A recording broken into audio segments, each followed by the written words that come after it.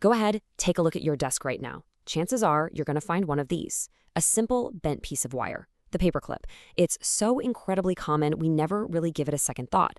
But what if I told you that this little thing has a story that's full of twists, turns, and even a case of mistaken identity? All right, let's get into it. So let's start with the big question. Who actually came up with this thing? I mean, you'd think the answer would be pretty straightforward, right? Well, let me tell you, the answer you'll find in most history books, it's not the whole story, not by a long shot. The real story is so much better. If you were to Google this right now, you'd probably land on one name, Johan Vaaler. He was a Norwegian patent clerk who patented his own version of a paper fastener way back when. And get this, his claim to fame is so huge in Norway that they built a massive 7-meter-tall statue of a paperclip just for him. A giant statue. That's commitment. So, case closed, right? Vaaler's our guy? Nope, not even close. You see, like with so many great inventions, the real story is messy. It's got everything. A paperwork explosion, a frantic race for a patent, and, you won't believe this, a case of mistaken identity that gets all tangled up in national pride. Okay, so to really get why the paperclip was such a game changer, you have to go back in time. You have to understand the problem it was trying to solve. And believe me, back in the late 1800s, offices had a huge, huge problem.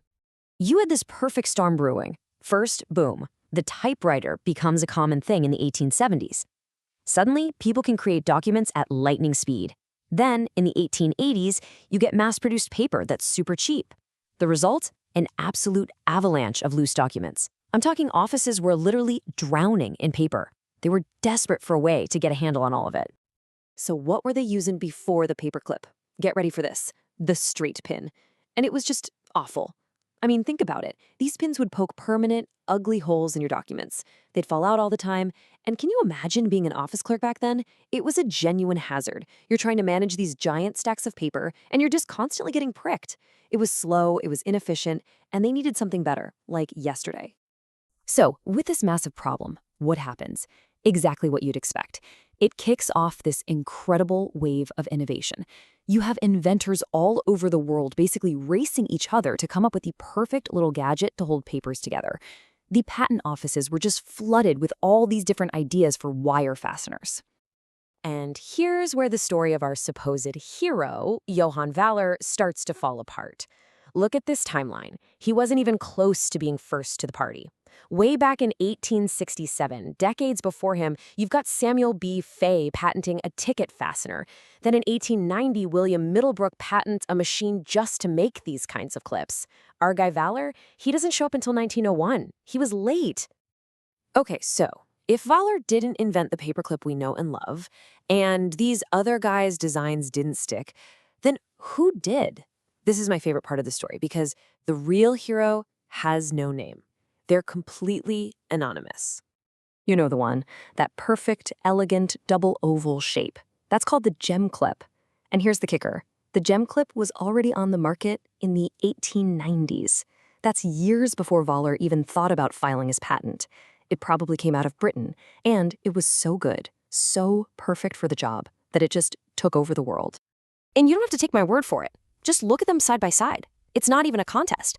Vaaler's clip is, well, it's kind of clumsy, right? It's just this basic rectangle.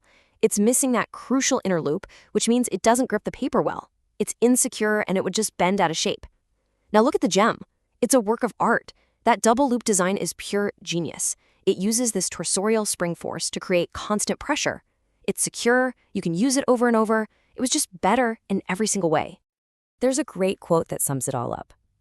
The critical factor in the gem clip's supremacy was its engineering perfection. And that's really it. It wasn't about who got the patent first. The gem clip won because it was just perfect. The absolute best solution to the problem. A total masterclass in simple, brilliant design. But this leaves us with a really big question, right? If Vaaler's design was kind of junk, and the gem was already out there killing it, why in the world is he the one with the giant statue? Why do so many people think he's the inventor? Well, the answer is fascinating. It has nothing to do with engineering and everything to do with a world war. Okay, fast forward to World War II. Norway is occupied by Nazi Germany. And in this incredibly tense, dangerous time, Norwegians started doing something simple but so powerful. They started wearing paper clips on their lapels. It was a silent protest, a secret symbol. The idea was that a paperclip binds things together, so it was their way of saying, we are bound together, we are united. It was this incredible, subtle act of resistance. So after the war, Norway is free, and there's this incredible surge of national pride. They're looking for heroes, for national symbols, and someone connects the dots, or, well, misconnects them. They take this powerful story of the paperclip protest and link it back to a homegrown Norwegian inventor, Johan Vaaler. Now get this, the clips they were actually wearing were gem clips, not Fowler's design, but it didn't matter. The story was just too good. Vaaler was crowned the father of this national symbol of defiance, and boom, the myth was born. So now that we've busted the myth, let's circle back and just take a moment to appreciate the pure genius of the gem clip. What makes this little piece of wire so perfect? It really comes down to 3 key things, and it's brilliant. First, you've got that big outer loop. That's your on-ramp. Makes it super easy to slide onto the paper. Then there's the inner loop. Now, that's the real hero here. It's what creates the friction and the tension that actually grips the pages. And finally, that little curve that connects the 2 loops, that's not just for looks. It acts like a tiny spring, giving you that constant pressure that keeps everything tight and secure. It's just perfect. But you know, it wasn't just the amazing design that made it a winner. A huge part of its success was that it was unpatented. No one owned it. That meant anybody, anywhere could start making them. And because the design was so simple, it was perfect for mass production. You could churn them out by the billion using cheap but springy steel wire. Low cost, high volume. That's the formula that let it take over the entire planet.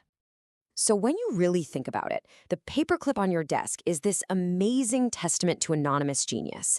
It's a design that's so flawless, so incredibly functional, that it didn't need a big-name inventor. It didn't need a fancy patent. It just won. It won because it was, and still is, the absolute best tool for the job. And that kind of makes you wonder, doesn't it? Look around you right now. Look at all the other, simple, everyday things in your life. How many of those are also perfect, anonymous designs? How many of their creators are completely lost to history, their genius only proven by one simple fact? We're still using their invention today.